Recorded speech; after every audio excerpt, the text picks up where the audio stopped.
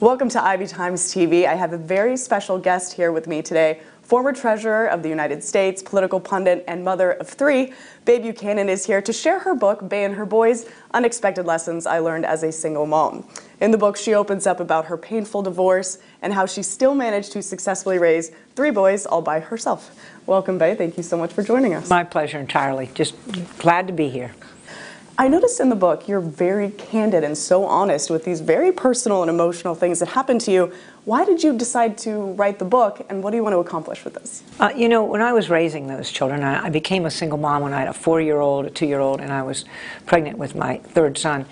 I went through, some difficult times, and I had been raised in a large Catholic Irish family, and I loved my childhood. I thought I just had the greatest home life that you could imagine, but I knew my dad played such an important role in that, and here I was raising three boys without a dad, and I was devastated, and I thought, how can I give these kids the same kind of life that I had, the same kind of wonderful childhood that really gave me a sense of security and all. And I was disturbed by that, as well as everything else going on around me. And then as I went along, I started to really decided, how was I going to do this? I realized that the message coming from my friends on the conservative side was a glass half full, in the sense that, or half empty for me, in the sense that they were out there looking at statistics and reports that proved once again how important it was to have a dad in the home. And I had no argument with that. I knew it was important, and I certainly had that experience myself. But what was the message for those of us where that wasn't an option? And they would go out and say, it's 4 times more likely they're going to fail in school, and 5 times more likely they're going to get abused drugs, and this time is more likely that they're going to end up incarcerated or problems with the law. And I thought, my golly, this is terrible. What am I going to do? But there was no one saying, listen, but you can do it. Here's the way. Here's some ideas. Here's some guidance.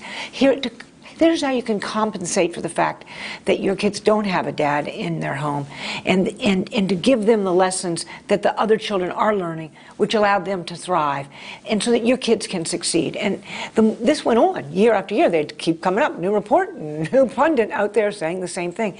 And I felt such a, I felt so upset that there's so many of us out there trying to do this well, and single moms love their children as much as married moms, and we want them to succeed, and we're willing to sacrifice, but we need somebody to say, you can do it. It'll be okay. Yeah, it's okay. I know it might not be best. You might not think it's best. It might have been something you never expected or ever wanted. It doesn't matter. Whatever happened in the past, and that's a point about my book, is I don't care how you become a single mom. The key is, once you become one, once you fall into life as in that world, you got to leave the rest behind. You can't bring the baggage in with you. You can't worry about what happened and what if and only if I had done that or he did this. It's a done deal. Now you are a single mom, and you cannot fail as a single mom because your kids are the ones that are at risk here. In the book, you say that being a mother is the greatest accomplishment. So be honest, what's harder, motherhood or being Treasurer of the United States? Oh my gosh, there's nothing harder than being a mom, I'll tell you. And being a mom is 24 hours and 7 days a week. Whether you're at work or not, you still are thinking, okay, what happened? Why did that teacher call me? I'm going to have to make an appointment with the teacher. Why is he upset about this? What happened here? You're constantly thinking about your children when you get home. You're involved with them. Your whole life, I think if you really want to be a really good single mom, then the kids are the center of your life. And I find that it's unfortunate that we see so much, especially recently and in the past as well, of trying to divide, to splinter women, mothers in particular, into working at home moms, or at work, working moms, or single moms, or married moms. There's no need to divide us. We have so much in common. As you know, I've written many stories in this book about my kids, some funny incidents and lessons that I learned as a result of them. And anyone I tell, any parent can give me 3 to match mine. I mean, we've all been there. And when you say what it's like being Treasurer of the United States, I debated a gal recently who agreed that motherhood is important and you do valuable work at home. But in the real world, she kept saying, in the real world of business and professional life, and I said to her, tell me, what is more real than waking up at 2 in the morning with a sick child and trying to see, do I take this baby to the doctors now, to the hospital, or do I call the doctor, or do I wait in the morning? I mean, this is as real as it gets. And so life has many, many different facets to it. And as a single mom, most of us are working moms. But we also are at-home moms. We just do it in a shorter period of time. So it's very, very, as I said, it is the greatest job I ever did, and the hardest, and the one that you just have all your hopes and dreams in. I mean, careers can wait. Social life can wait. All of that can wait. Your kids can't. And you never know how important that will be until you become one. You don't. And you know, I used to always say, I always want to be a mom. I am going to put these kids first. Oh, I can't wait to have children. They're going to be the center of my life. Then I became a single mom, and I realized putting my children first meant a whole lot more than I ever imagined.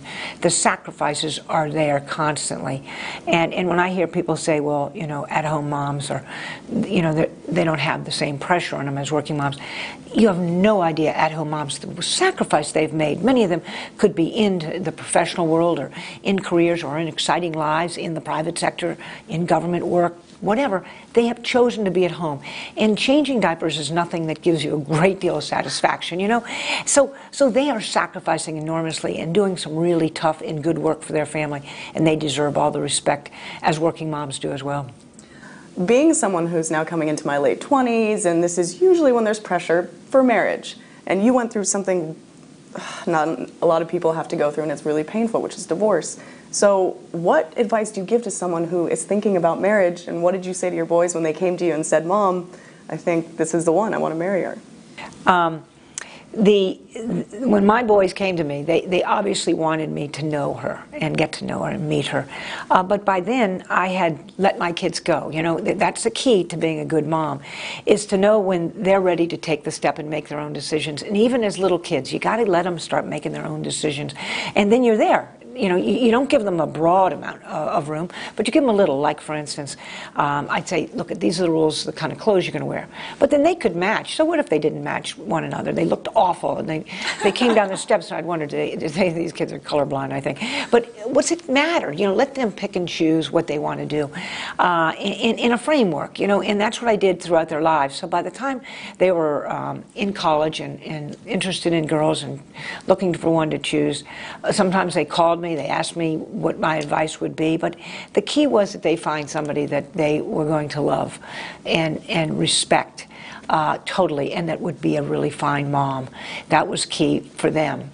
And they both, the ones that are married, wanted an at-home mom. I think it was reaction. I didn't have one. My kids are going to have one. I don't know. But they, interestingly enough, I just love my daughter-in-laws. You know, they're just great people and fantastic moms, and really balance my sons extraordinarily well. So they made good calls. They made good calls. But it's interesting. That's one of the keys about compensating for not having a dad in the home, is you want your children to know what it is to be a good dad and to be a good husband. And so you have to expose them to families that are whole, you know, really good families that you really love. My brother and sister-in-law Phyllis were just great examples, and they had, you know, 5 kids, and they were beating each other up just like my kids beat each other up, and it was just a natural fit for us. And my youngest son became such close friends with his cousin Anton, and so I'd constantly take them down. It was 4 hours south of where I lived, and drop Stuart off at our halfway point in Charlottesville, a bookstore, and they would take Stuart, or I would take Anton, but I'd expose Stuart to a wonderful family. And I remember Phyllis called me once and said, I apologize, I was yelling at Stuart this weekend. I mean, the kids are bothering the little one. And I said, Stuart loves your house, and that's why. You treat him like he's one of yours, you know? This is what it's about. So my children were able to learn what is a strong man. I was fortunate enough to put them in single-sex schools, so they had male teachers. That gave them some exposure to strong men, you know? I did everything I could to make certain they had that experience and that knowledge that they would have learned if there was a dad in the home, but they didn't have that. And then I made certain that they had as good a relationship with their dad as they could. And that's the second chapter, is moms have to realize, single moms, that no matter how bad it is, no matter how badly you feel, don't share that with the boys, or your children. Don't hear you talk badly about their father, because this is the second most important person and the most important male in their lives. And if you can't give them a dad in their home, as I decided, I'm giving them a dad in their life. I'm going to do everything I can by never bad-mouthing their dad, never talking against him in any way, and giving him a chance to see them as often as possible, and actually to say good things about them. He was a great tennis player. And so I made a chance, they were talking about it, I said, let me tell you what an unbelievable athlete your dad was. It wasn't 24 hours I didn't hear those boys telling their friends, you know, my dad was a great athlete.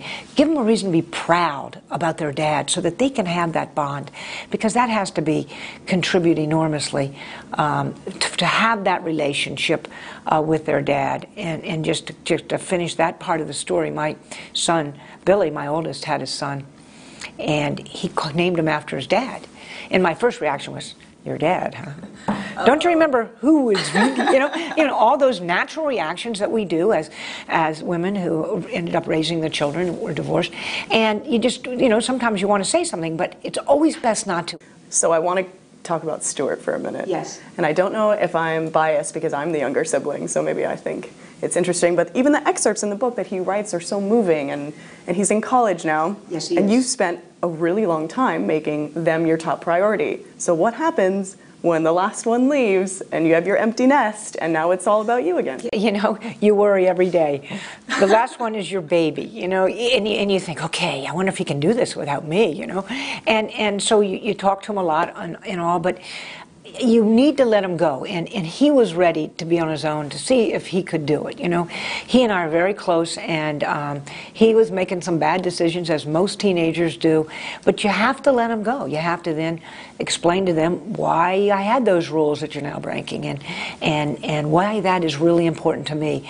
I feel that if you in those younger years can really pick and choose the rules, decide what your values are, what are the things most important to you that you want to instill in your children, and then enforce those rules, enforce them, so that they know, my golly, she keeps fighting for these things. It must be important to her. It tells them these are the things that you want, that you're willing to fight, that they put in their lives. So it must be extremely important, because if you back away from those things and suggest that, you know, okay, this time you can do it, not to worry, they're going to think it's not that big of a deal.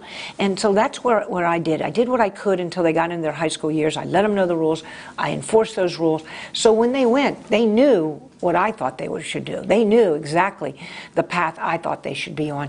And they bounced around. Stuart, like the rest of them, bounced around there and there, but they came back and just have made some terrific choices in their life. And I'm nothing but enormously proud that they are as well grounded in look for the right qualities in the women that they date and eventually marry, and the decisions they make about their own careers in relationship to their families. What it is that is important to them, interestingly enough, is what it is that was important to me. Well, they had a good role model. That's how it happened. They did, and she enforced.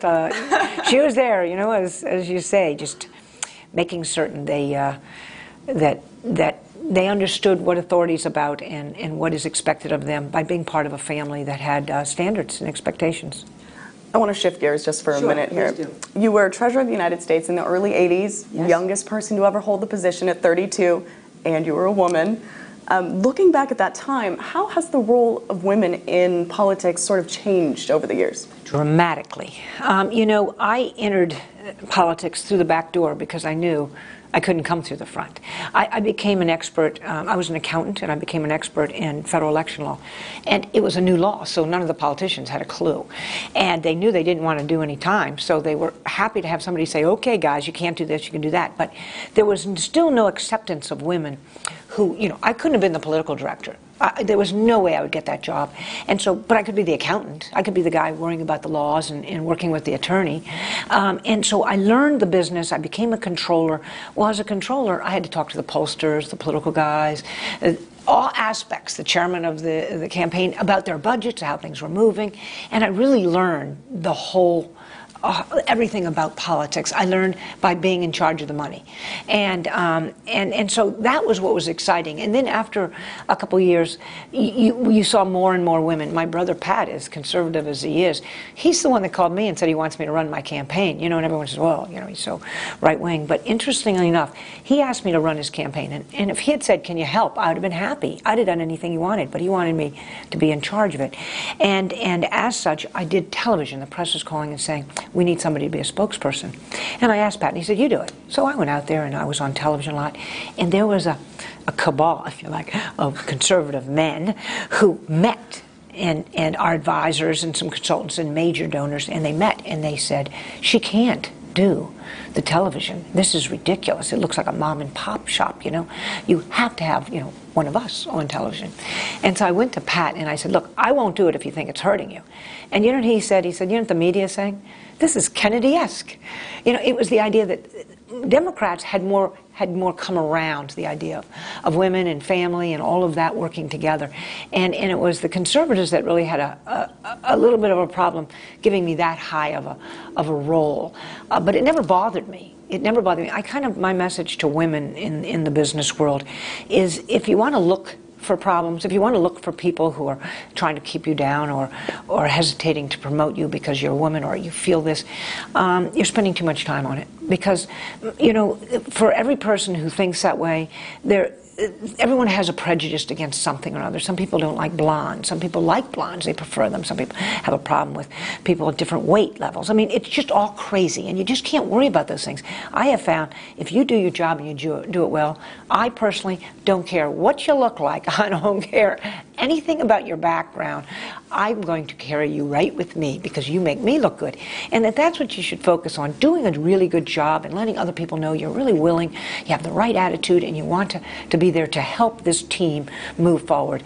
And they'll bring you right with you, I guarantee it, because that's what they want. They want someone who can perform and do their job. Exactly. And amazingly enough, when that happens, the women just keep going higher and higher, don't they? Funny how that happens, right? Absolutely. Sunday is a very big day for mothers all over the world. It's Mother's Day. Are you going to celebrate?